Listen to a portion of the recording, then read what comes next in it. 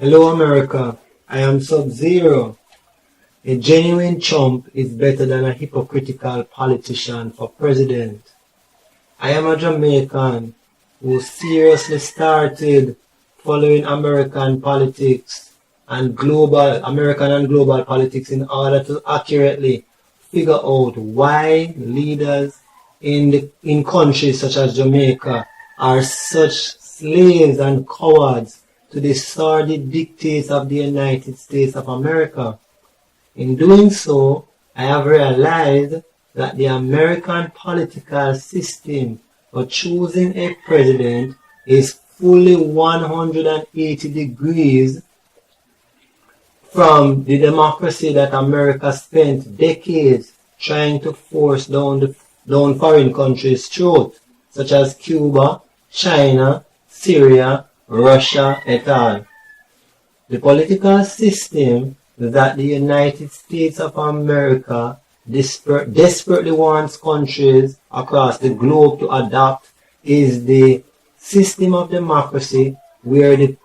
citizens of the country have the right to decide who should govern them as president or prime minister of the country. However, it astounded me and shattered my heart to realize that the United States of America does not, in any shape or form, operate under democracy throughout its 240 years of independence.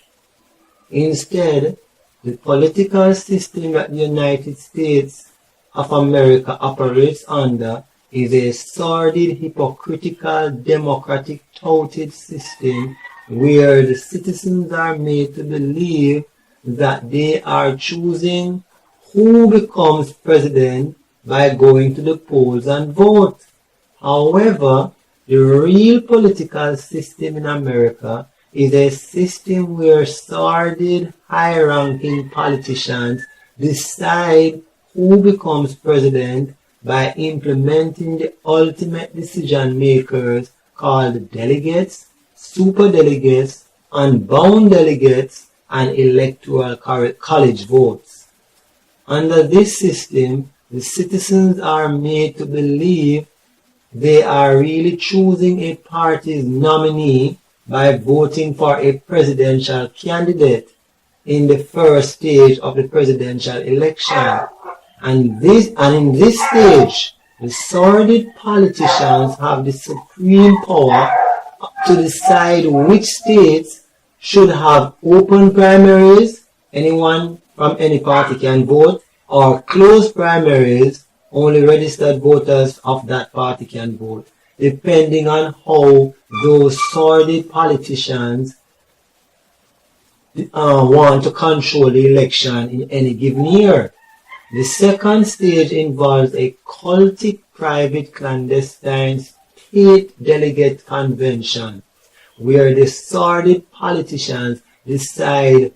who they want to be delegates for the state depending on which presidential candidate they want to win the nomination. And they do this by changing the rules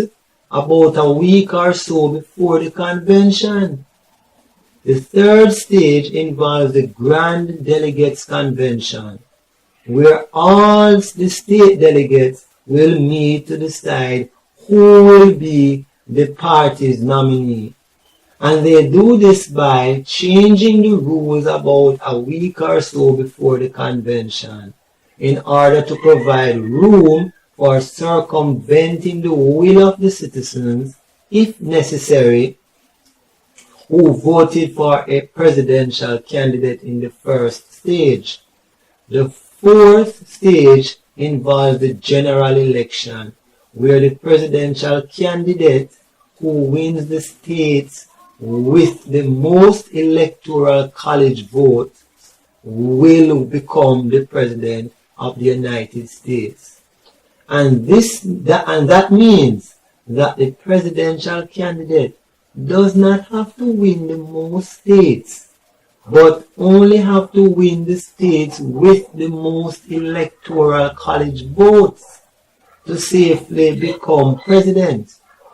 These politicians and the party officials make me want to vomit every time I hear them saying that the electoral system is designed in that way to allow them, the most corrupt and dishonest and hypocritical creatures on planet Earth, to do checks and balances regarding the will of the people who voted for a particular candidate in any given year. Checks and balances on what exactly? Oh, the sordid cultic status quo of the party. With that said, that is the ultimate reason why Donald J. Trump, a non-politician who is running his campaign solely on his belief and vision for making America great again, is so fiercely hated and despised by the establishment within the two major political parties and the donor class bigwigs of America, because those satanic creatures are so scared to death that Donald Trump poses the greatest threat to the revelation and extinction of their clandestine cultic agenda to keep the masses poor and semi-literate in order to massively enrich the group of elites. They just cannot imagine or accept that there could be a day when a person such as Donald J. Trump could have the audacity of blatantly disregarding and throwing their sordid political playbook out the window in order to promote and implement his playbook of simply being himself with what he feels and thinks about the various issues of America and what he thinks he can do in order to fix those problems to make America great again. Those sordid politicians and party officials are furious with the audacity of Donald Trump to be himself, because he has violated the number one rule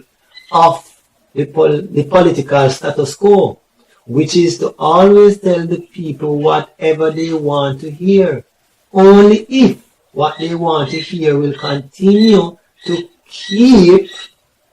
them poor, semi-educated,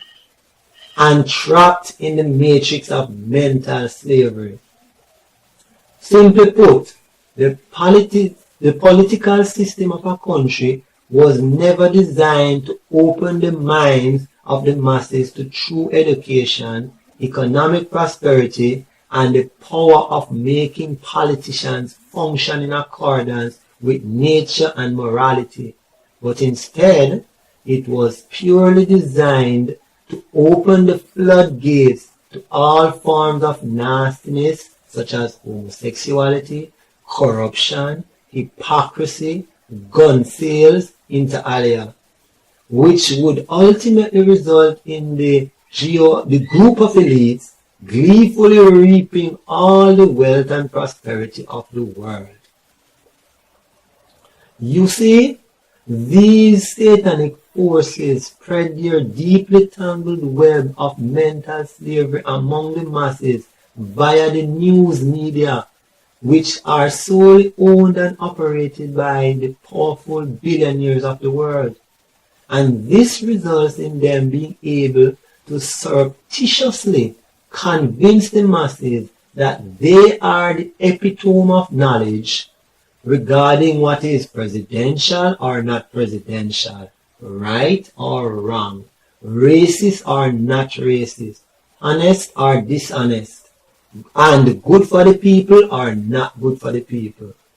Upon seeing how severely credulous and ignorant the American people are to the plethora of lies and deceit that those sordid politicians and the media entities continue to feed them on a steady diet, I have decided to voluntarily deliver this speech regarding the true state and the purpose of the American government and political system. At the end of this speech, it is my hope that the American people will finally open their eyes and see the light regarding why it is better to have a genuine Trump than a hypocritical politician for president. The United States of America was founded on the platform of massive bloodshed via wars and pure evil, which resulted in the government controlling what used to be independent territories and now called states and territories of America. This is the same platform, bloodshed and rights to do everything against nature and morality, that the framers incorporated throughout the Constitution, that politicians and organizations such as Barack Obama, Joe Biden, the Democratic Party, and the Republican Party feverishly spent years and or billions of dollars encouraging Americans to embrace. And this is very much the root cause for all the ills of America, such as terrorism, drug abuse, racism, gun violence, police violence against blacks, just to name a few. If you are still having difficulty comprehending where I am heading in my support and appeal to Americans to vote for Donald J. Trump, then please hear me out as I try to explain the following critical topics. Domestic policy. The United States of America has been facing the same domestic issues under 44 presidents to date regarding racism against African Americans, police brutality against African Americans, unjust and massive incarceration of African Americans, unfair opportunities for education and employment within the African American community, consistent government oppression and extinction of good religion in order to promote and implement ungodly lifestyles such as homosexuality and international warfare, just to name a few. These serious issues among the American people did not suddenly pop up in the year Donald J. Trump chose to run for President of the United States of America. Yet Hillary Clinton could not come up with any form of domestic policy throughout her over 23 years of politics, which she could use to influence bipartisan agreements between the White House and Congress in order to alleviate at least some of those long-standing issues. Instead, what Hillary Clinton did so successfully was to endorse and encourage her husband Bill Clinton to sign the 1994 bill, if my memory serves me right, which resulted in African Americans being scooped up in massive numbers like crabs and thrown into prison. And the Obama administration, along with the Hillary and Bill, have the audacity to double down on that disgusting bill while claiming that it had done a lot of good in curbing the high crime rate at that time. However, when you check the figures to date, you will see that African Americans make up about 13% of America's population, yet African Americans make up 50% of prison population across the country. Hillary, where is the benefit in that 1994 bill if crime rate in America to date has risen to levels of gruesome internal terrorism? And would you consider yourself and all those who you supported such a textbook racist bill a racist? The main thing that inspired African Americans, evangelicals, and women to vote for then Senator Barack Obama in 2007 was the Yes We Can vision that he ran on, which basically told the American people that a President Obama, along with the support of the people, can solve many of the difficult issues facing the country, such as racism against African Americans, the preservation of true religious godly principles, police brutality against African Americans, and equality and equal pay for women for equal work done when compared to men. I was so compelled in 2007 to volunteer in campaigning for Obama via CNN iReport, because I was convinced that Obama was the perfect individual America needed to turn the country off the satanic road to hell and bring the country on the super highways of morality, honesty, transparency, and equitable distribution of wealth among the American people who worked hard to contribute to the economic wealth of Wall Street billionaires. Remember that Barack Obama was the one who said in one of his 2007 presidential town hall meetings, and I quote, "I am a Christian who believes in marriage between a man and a woman," unquote. However, in order for Obama to win his second term in office, he decided to abandon his Christian and godly principles in order to evolve into an agent of homosexual and LGBT agenda. And if you don't believe me, then just YouTube Obama's evolution statement last year, where he said on international media that he had evolved after realizing that homosexuals should be given the same rights to get married. This resulted in Obama pushing his Yes We Can vision by doing everything in his power to get homo-friendly judges appointed to the Supreme Court, which resulted in that highest court of the country redefining marriage and forcing that skewed definition on states that do not support or entertain the sordid idea of homosexual marriage. This resulted in the federal government arresting Kentucky County Clerk Kim Davis for exercising her religious belief and the constitutional rights of not granting marriage certificates to homosexuals. Obama and his administration even went further this year by directly issuing executive dictates to states such as North Carolina, threatening those states that the federal government would withhold educational funding to schools that refuse to let transgenders use the bathroom of their fake, twisted gender.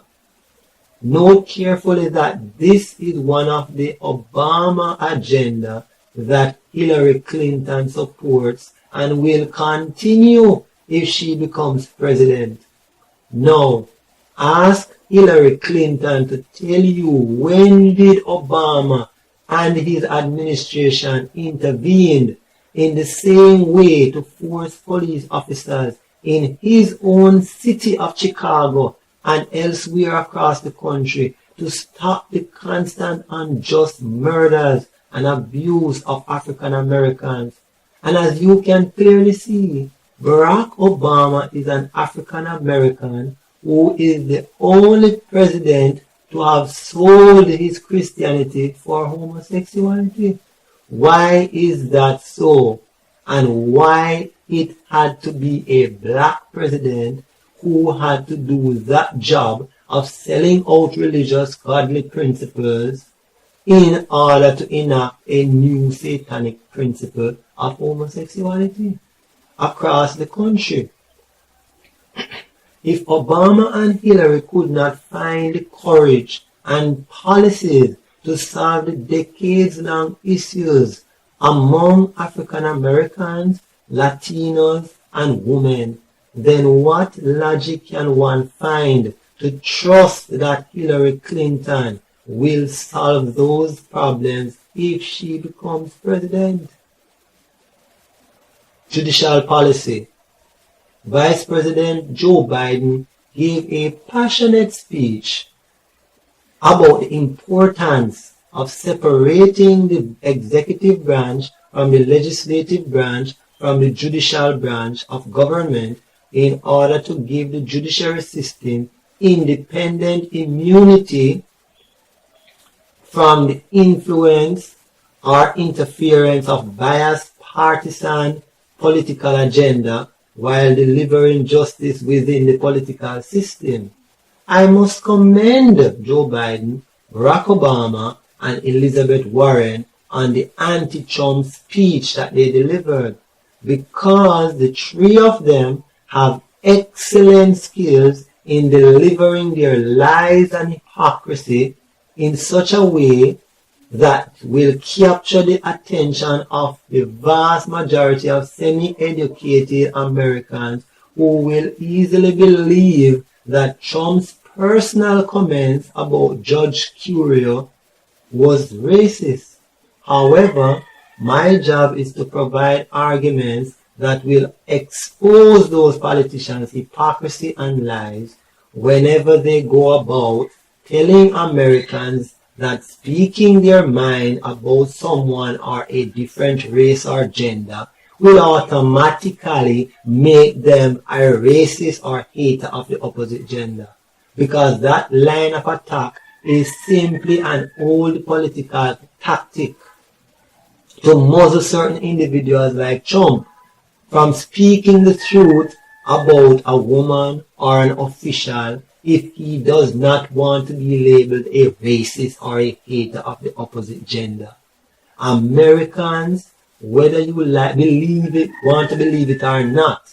the executive and legislative branch of government are inextricably linked to the judicial branch. And that is exactly why the Democrats and Republicans are so hell-bent on putting a president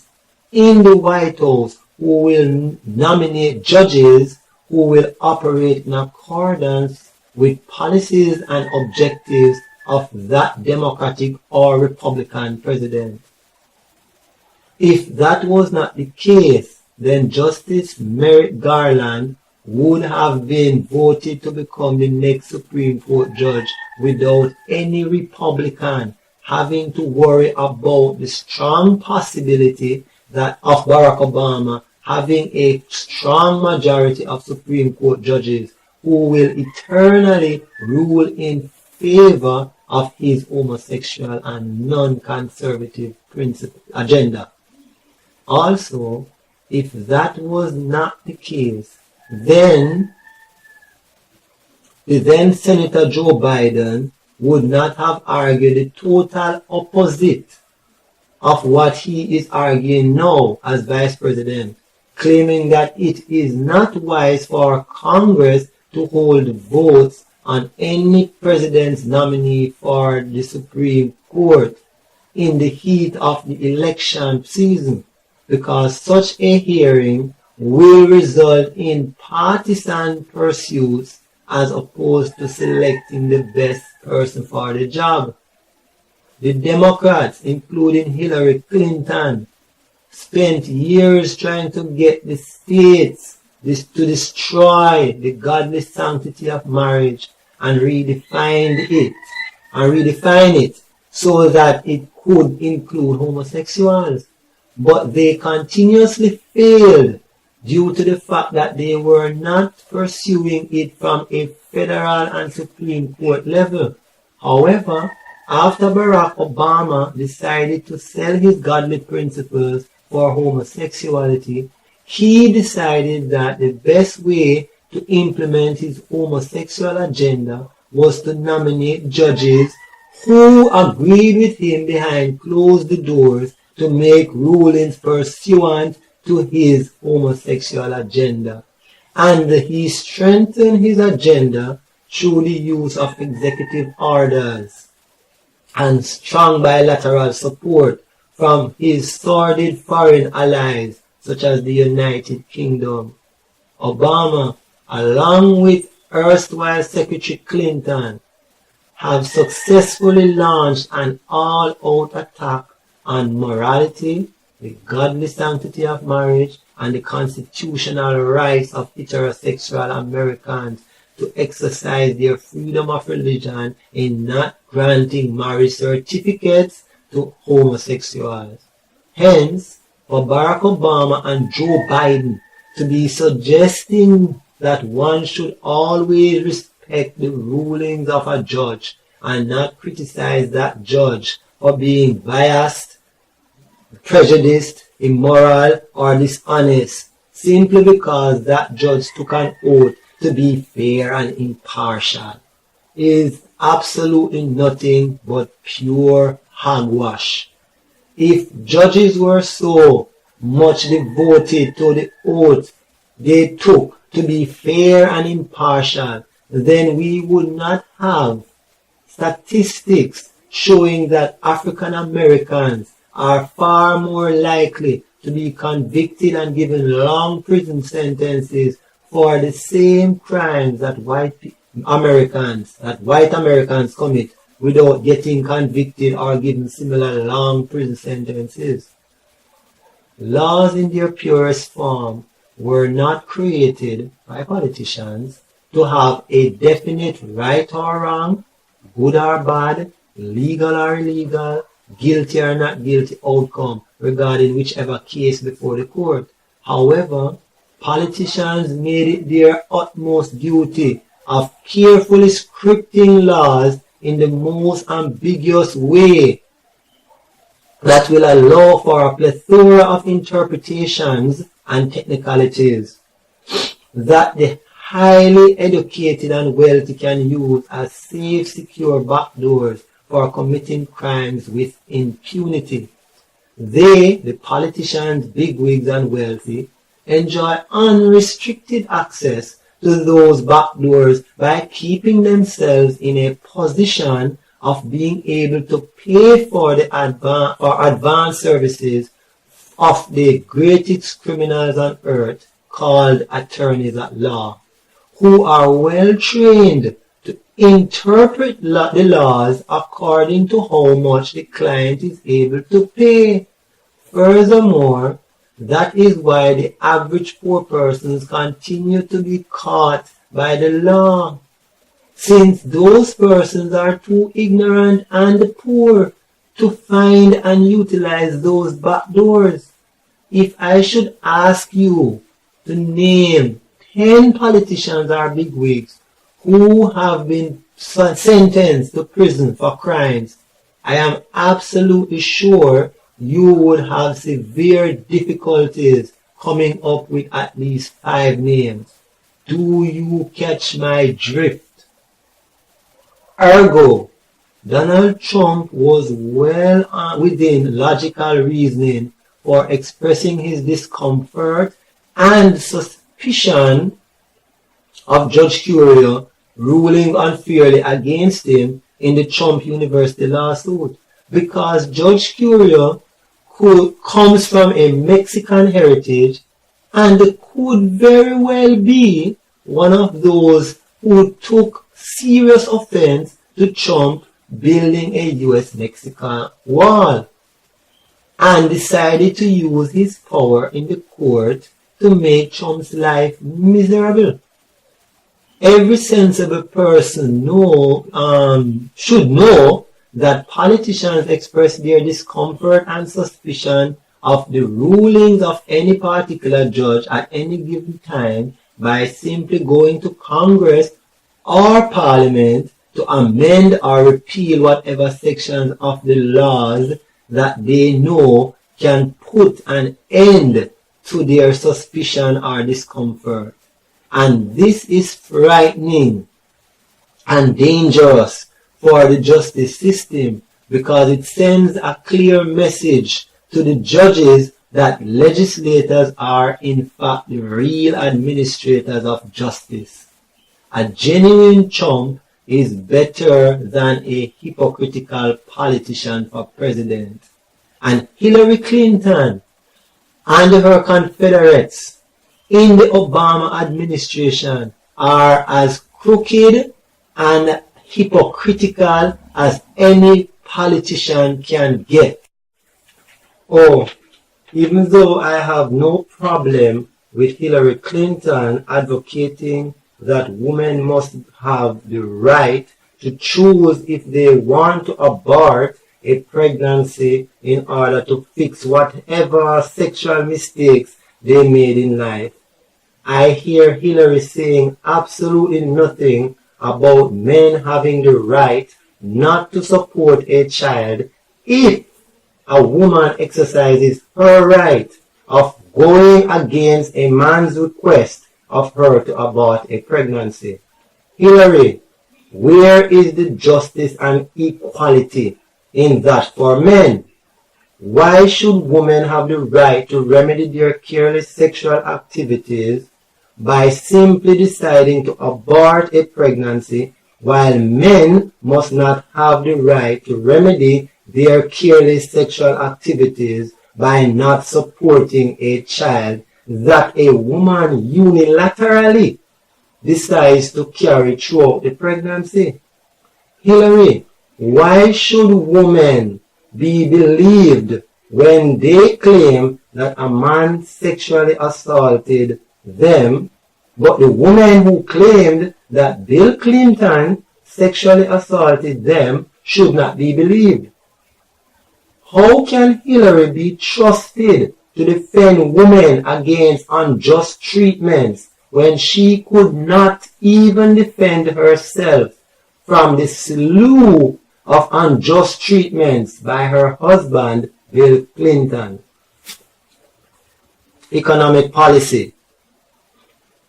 The Obama-Clinton administration, during the time Hillary Clinton was Secretary of State, vigorously embraced and intensified capitalism as the foundation of their economic policy. And this resulted in a socialist called Bernie Sanders deciding to run for president. And he did very well in opening the eyes of tens of thousands of Americans to the fact that capitalism is the root cause for trickle-down economics, which ultimately resulted in the pathetic minimum wage that the American people had endured for decades upon decades. Donald Trump, who is a harsher and out of the political box version of Bernie Sanders,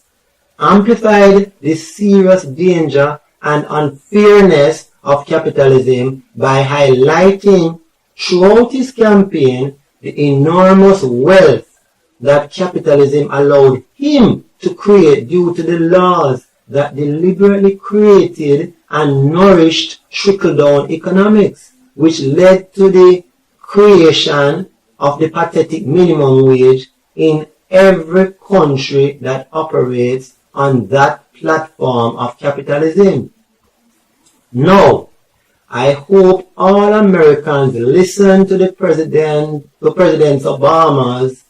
last State of the Union speech on January 12, 2016, because Obama spoke about the need for himself and the Congress to work relentlessly to break the cycle of trickle-down economics that allows for the big corporation executives to swim in the pool of huge profits and bonuses, while deliberately passing down drippings of profits to the bourgeoisie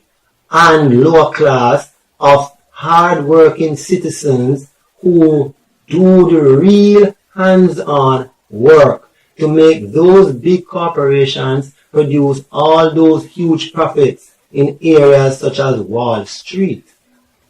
Though I completely admire his audacity to highlight this very crucial imbalance of wealth among this crucial imbalance of wealth among executives and workers, I found him to have only been speaking from one side of his mouth by only emphasizing that the system needs to be better structured so that every American can have access to a university education in order to hold high-paying jobs, without outlining to the American people what caused his gross failure to aggressively do anything in raising the minimum wage to a logical level commensurate to the real cost of living in the United States. These politicians take the average citizens for a bunch of idiots that they feel so comfortable making people believe the farce that every citizen in the country will be able to have the already made and waiting chance of obtaining high-paying jobs if they just go get themselves a degree. Every sensible person should know that the high-paying jobs, aka executive and managerial posts, are the smallest sector in any business organization, which ergo means that the majority of citizens will always end up working in those low-paying jobs, regardless of how many degrees they have under their belts. Also, if it was even possible by chance for everyone to have the mental capacity of obtaining a degree and getting high-paying jobs, then please explain to me who on earth would be willing to fill the necessary and essential posts such as janitors, clerks, receptionists, street cleaners, et al., while being proud recipients of a university degree. People of America and the world, the system of capitalism was deliberately designed to exploit the masses in order to excessively enrich the group of elites. And the President Obama, who Hillary Clinton supports wholeheartedly,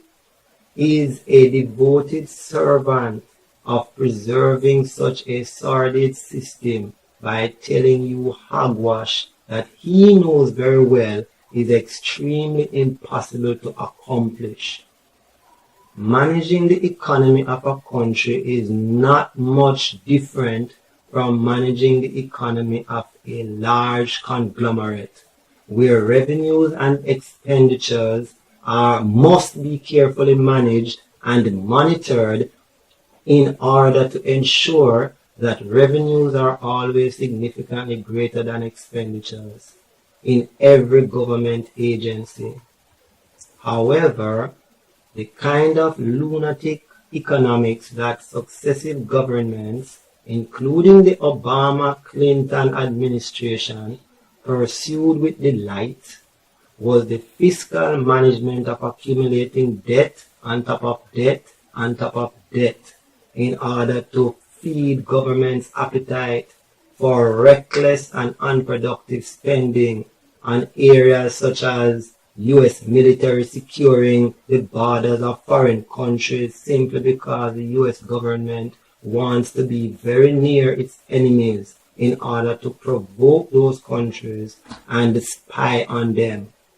The U.S. government continues to embrace a tax code that is approximately 7,000 pages thick, extremely complicated, and provides the most loopholes or backdoors for any and every smart citizen to walk through with impunity in order not to pay their fair share of taxes. Also, to make matters worse, the corporate tax is the highest in the world, when compared to other countries such as Australia, Mexico, and China, just to name a few. If you carefully examine the economic model of Chinese businessmen, you will see that lower prices or taxes attract far more customers and tax compliance, and those high volumes of small income multiply exponentially into much greater profits, as opposed to the customary U.S. economic policy of high corporate taxes that will push companies overseas. Hence, how in God's name can Hillary Clinton be trusted to fix the financial mess when she significantly contributed to and supported Obama's policy of stockpiling debt to make up for a government's inability to earn more than it spends? And Hillary Clinton, a politician of over 23 years, could not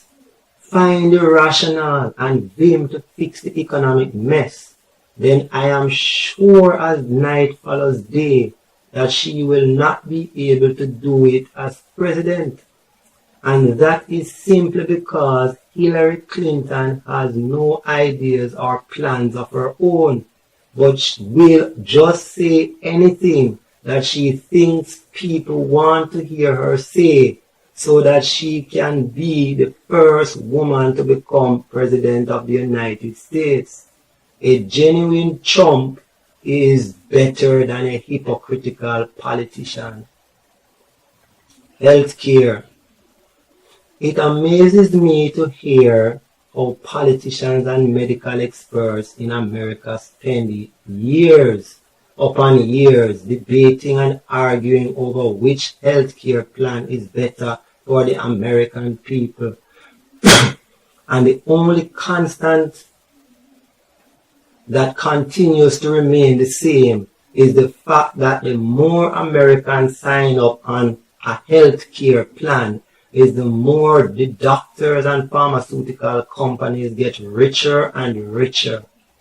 The human body was created in such a way that the body's immune system and cerebral system are more than capable of identifying and solving any kind of pain or illness that one will experience from time to time due to the presence of bacteria, germs, viruses, and depression.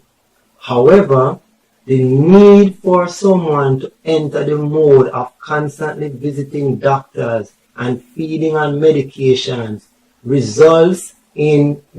from a lack of the human mind to embrace the fact of eating healthy while exercising as often as possible in lieu of driving to and from the nearest locations. Also, Americans are trained not to understand the power of the brain in solving most health issues such as pain, depression, and developing a liking for eating healthy foods as opposed to fatty and high cholesterol fast foods. My age is off the calendar and I do not have a file at any doctor or living on medications. And that is because I have trained myself from I was an adolescent to exercise a lot by walking and riding while eating very little fatty, salty, or high cholesterol foods. Whenever I have any form of pain, which is very seldom, I use my brain to take the focus off the pain I am feeling, and that eventually causes the pain to slowly go away until there is no more pain. However, the American government and doctors will not tell the American people these things, because doing so will significantly harm the inflows of huge profits for the medical industries and the huge campaign donations for politicians. If you don't believe me about the need for eating healthy and exercising in order to prevent yourself depending on health care, then watch the German television program called In Good Shape, and you will notice that those doctors consistently make it their first priority of identifying the problem in their patient, recommend natural or mental measures for permanently fixing that illness, and only prescribe drugs when absolutely necessary, with a very short time period for taking those drugs. With that said, I must say to the American people that the safest and cheapest healthcare is for them to develop the habit of eating properly by abandoning their crave for fatty, salty, and chemically grown foods, while exercising as often as possible by walking or riding. But if you still want to sign up for an organizational healthcare package, then Donald Trump's plan of removing state borders from healthcare services would be the best way of accessing affordable healthcare. Hillary Clinton's healthcare plan is just a continuation of Obamacare, which will perpetuate the same problems Americans are now experiencing and make the drug companies filthy rich. Foreign policy. This policy in any country should be focused on developing an honest, transparent, equitable, and trustworthy reputation across the globe, where foreign countries can feel comfortable and confident existing on the planet without having to worry about that country becoming a serious threat or harm to their political, economic, educational, and military defense. Because this will significantly prevent any one country from becoming too powerful and satanic, where it is able to easily invade, enslave, bully, and exploit other countries. Simply put, such a policy would definitely create the atmosphere for eternal harmonious peace, relationships, and equitable development of countries across the globe. However, a number of countries such as the United States of America have decided to adopt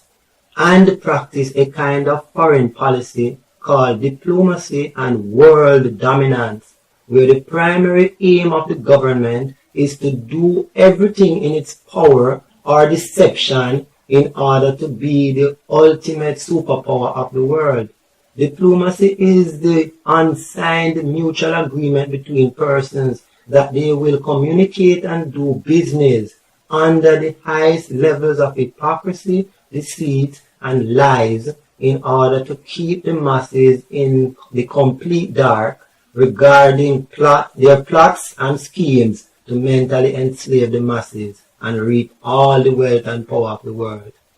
The real competition and purpose, therefore, have to do with the fact of proving among them, the diplomats of each country, which country can win the game of diplomacy and earn the right to be the world's superpower.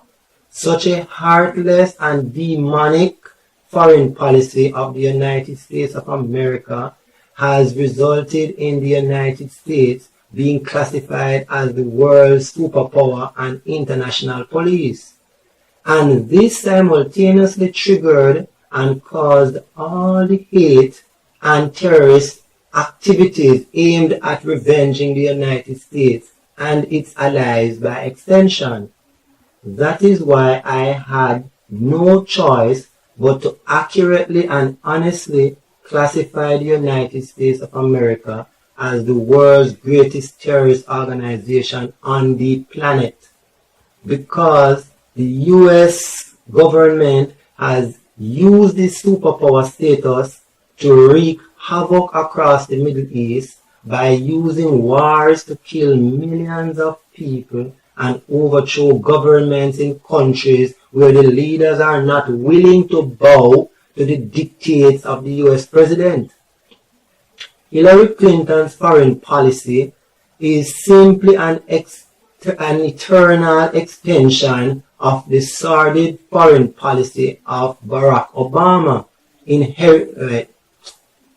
Clinton's foreign policy is simply an eternal extension of the sordid foreign policy Barack Obama inherited and continued with vim, vigor, and vitality. Because as any sensible and well-observing person can see, Hillary Clinton does not have any policies, vision, or plans of her own, since her ultimate purpose in this presidential election is to go down in the history books as being the first female president of the United States.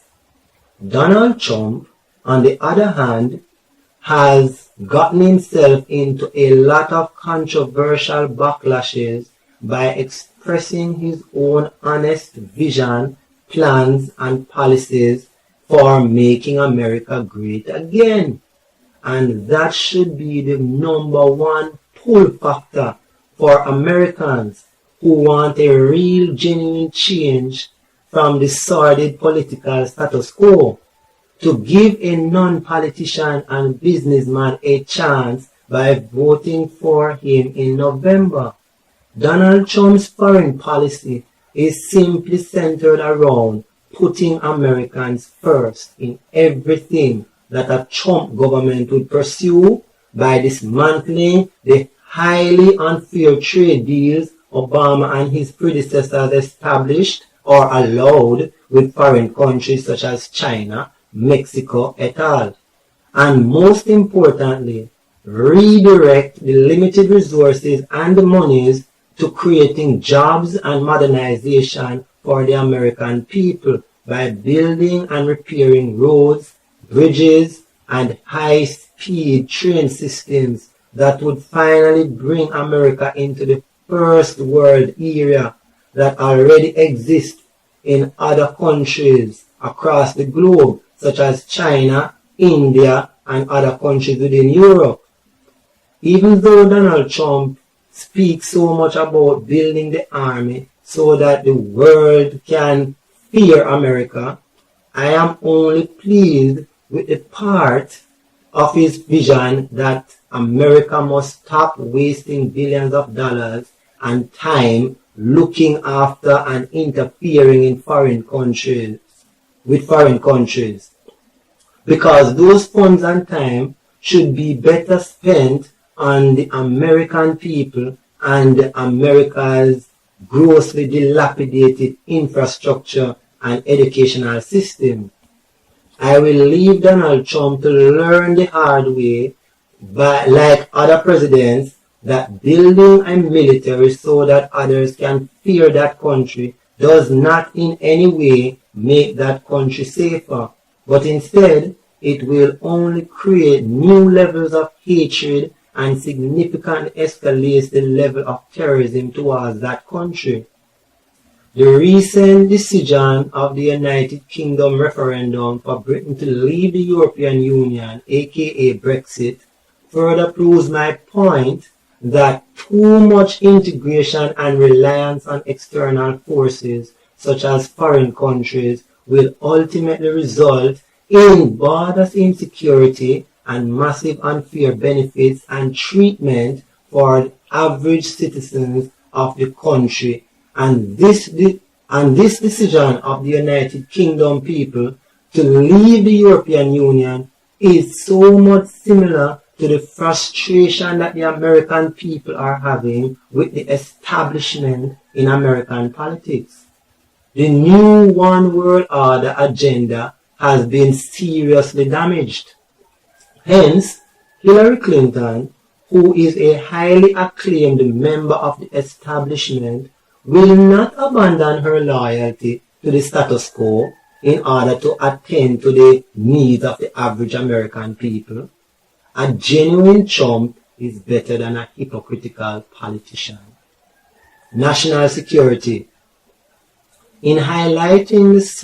the absurdity of the American national security mindset, I will start by clearly emphasizing to the American people that the United States of America is the only country on the planet that conducts its presidential elections by gleefully focusing on which candidate is best suited for having his or her finger on the nuclear button, while literally turning a blind eye to to securing its borders and implementing stricter and functional immigration laws. The Americans say how much they want to feel safe in their country, but they eternally continue to embrace and protect the Second Amendment of the Constitution, which allows for millions of guns, including high-powered guns, to be freely circulating throughout the country while creating a plethora of legal and underground backdoors for criminals and terrorists to purchase guns for killing their own American people. Congratulations, Americans and presidential candidates, for your ultimate stupidity. The deterioration of national security is directly proportional to the increase in weapons of mass destruction, such as high-powered guns and nuclear weapons, because the existence of weapons of mass destruction will ultimately lead to the encouragement of capitalist and highly powerful officials to be corrupted into selling those weapons to unscrupulous persons or entities who are willing to pay a fortune for those weapons. The Islamic State in Iraq and Syria, ISIS, Al-Qaeda, and the jihadi forces are using United States-made guns to exact its terror in the Middle East and the Western world. However, the United States continues to embrace and promote a massive guns ownership and sales culture, and the US government even went as far as arming rebels with guns and ammunition in the Middle East countries after influencing those citizens with lies to start civil wars against any government that the United States wants to overthrow, such as President Bashar al-Assad of Syria.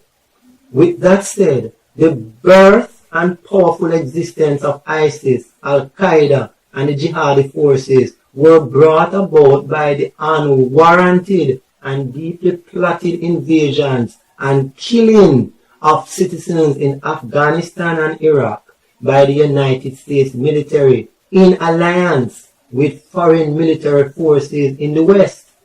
and the devastation and anger from those US-led wars resulted in the rise and growth of civilian forces in those countries to form the second greatest terrorist organization in the world,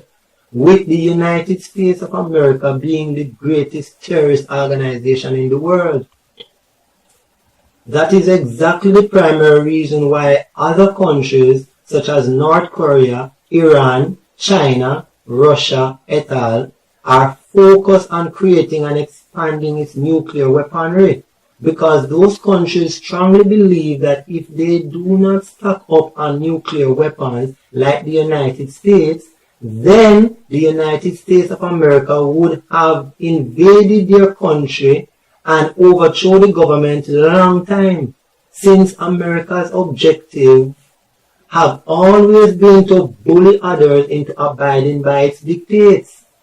The supreme leader of North Korea, Kim Jong-un, has said and strongly believes that the United States of America is hell-bent on invading his country in order to overthrow him and force its sordid system of democracy on his nation. And that is the primary reason why Kim Jong-un is relentlessly pursuing nuclear weapons in order to protect his country from the invasion and superpower control of other countries such as the United States of America. Barack Obama's administration and Hillary Clinton's national security policy is centered around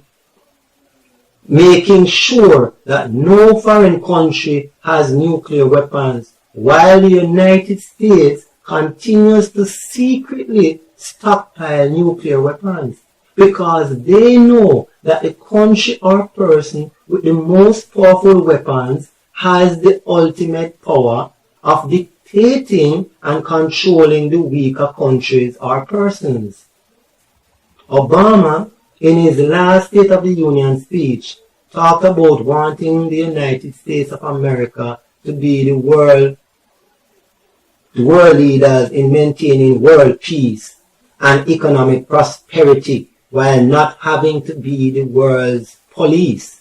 Yet he continues to travel in the same sordid tracks of his predecessors in embracing the despicable culture of wanting the United States and its allies to stockpile all forms of weapons of mass destruction while bullying and dictating to certain foreign countries that they must not do the same. Which sensible thinking leader in any of those foreign countries, such as Iran, North Korea, et al., does Obama think will readily jump to his demand of leaving his or her country prone to invasion and capture by the West simply because he or she did nothing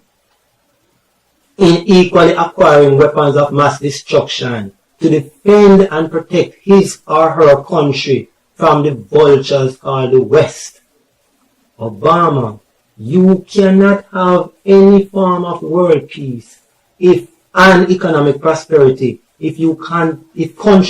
some countries like yours believe it is a God-given right for them to have all the weapons of mass destruction, while other countries must not have any to equally defend and protect its citizens and natural wealth-generating resources such as gold, oil, and diamond, aka God. If you really wanted to achieve world peace and economic prosperity, then you would be the first one to do whatever is necessary to destroy all the weapons of mass destruction in your country, and use such an act as the clearest moral example to other countries that you are really genuine in wanting to achieve a world war-free world in the nearest future. Also, if you really wanted to achieve world peace and not concern yourself about collecting huge taxes from guns companies, then you would go much further in your Guns in America policy by forcing and initiating the process of repealing the Second Amendment of the Constitution. The only other real purpose that America's excessive culture for bearing arms serves, apart from killing living things such as people, is the huge profits that gun sales make for American companies, along with the huge taxes that the United States government collects from those gun sales. Last but not least, President Obama firmly boasted that, quote, America is the most powerful country in the world, period, unquote. Yet the most powerful country in the world continues to pee in its pants whenever it comes to dealing with pit bulls such as Vladimir Putin of Russia, Kim Jong-un of North Korea, Xi Jinping of China, the then Fidel Castro of Cuba, Bashar al-Assad of Syria, just to name a few. President Obama, if America is really the most powerful country in the world, then please explain to the American people why your country continues to suffer from chronic, blatant economic exploitation by China without you or any of your predecessors having the vim to do anything about it. If America is the most powerful country in the world, then please explain to the American people why Syria's President Bashar al-Assad chose to invite Russian President Vladimir Putin into his country to help fight ISIS, Islamic State in Iraq and Syria, without ever thinking of inviting the United States instead. If America is the most powerful country in the world, please explain to the American people why Vladimir Putin easily pushed your ISIS fighting strategy aside and went ahead to implement his own strategy for fighting ISIS, and why the United States fighter jets had to turn back immediately after an almost near encounter with Russia's fighter jet. If America is the most powerful country in the world, then please explain to the American people why is it that ISIS finds so much pleasure assassinating your citizens than to obey the United States command to desist its acts of terror. If America is the most powerful country in the world, and please explain to the American people why every time the Chinese economy goes into a crisis, the American economy immediately catches a chronic disease. If America is the most powerful country in the world, then please explain to the American people why the Iranian military did not hesitate a bit in arresting and having your U.S. military sailors go down on their knees with their hands on their heads after they were caught in Iranian waters. In closing, let me answer some of the questions for you, President Obama. China is blatantly exploiting your country economically because the United States of America owes China over US $13 trillion to date. And Xi Jinping knows very well that the one who has the largest investment in a country has the greatest advantage and the power. Also, Xi Jinping and Vladimir Putin know they have one of the largest and well-sophisticated military and weapon of mass destruction in the world. And there is no way the United States will ever think of trying to test their capabilities and seriousness. At the time of Obama's speech, the Dow stock in the United States had lost over US $1.7 trillion, which was mainly due to the unstable economic environment in the Chinese stock market. Imagine, the United States of America is so much the most powerful country in the world, yet American citizens have reached the stage of being extremely afraid to show their US passport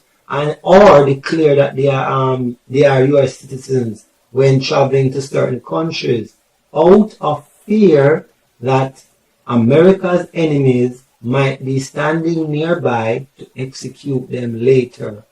Those countries that look to the United States of America to intervene and solve all the problems and conflicts of foreign countries do so mainly because they know that the United States played the greatest role in instigating the citizens in foreign countries to start years of civil wars so that America can surreptitiously try to achieve its objective of invading and stealing the GOD that the US government wants so much. If you don't believe me, then ask yourself,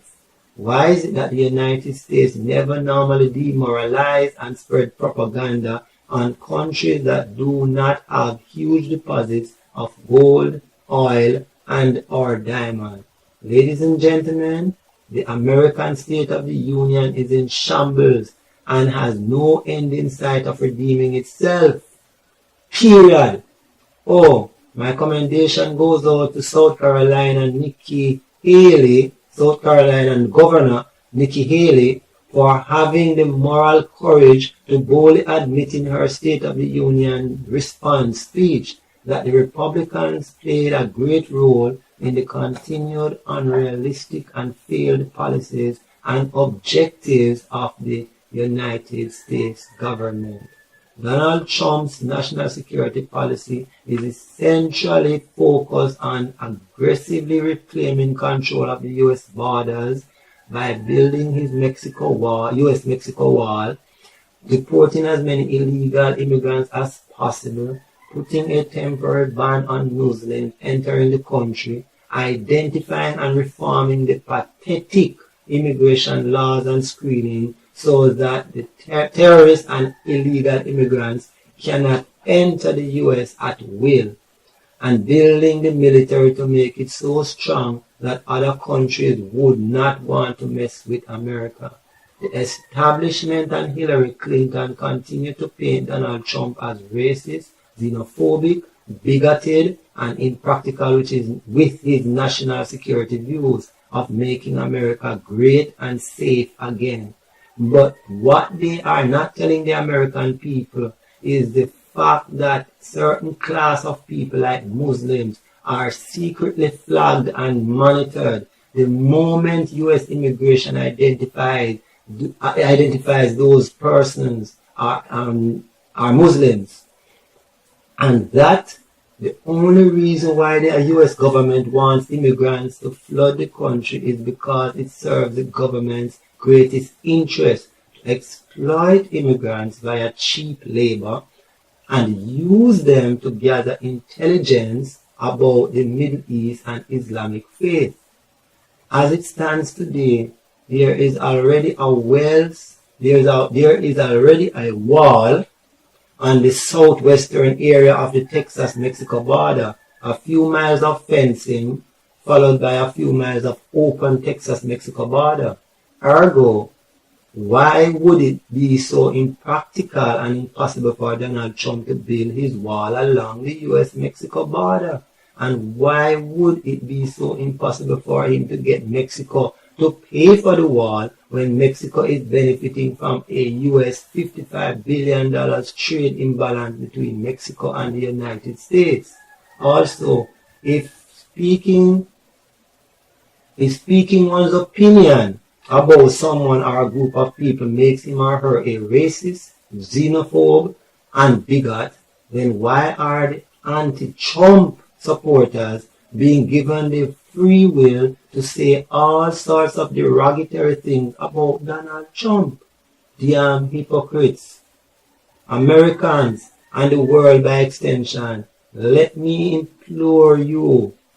end by imploring you to do whatever is necessary to assassinate your culture of relying on and absorbing news coming strictly from the United States of America or the Western world, the Western end of the world, because that will be the only way for you to be able to have a full comprehension of identifying the lies and propaganda the politicians feed you on a daily basis. Take time out to go the extra mile in learning some of the languages of Asia and the Middle East, such as Mandarin, Chinese, and Arabic, so that you can listen to and understand the news coming from those countries. Education is not about being very abreast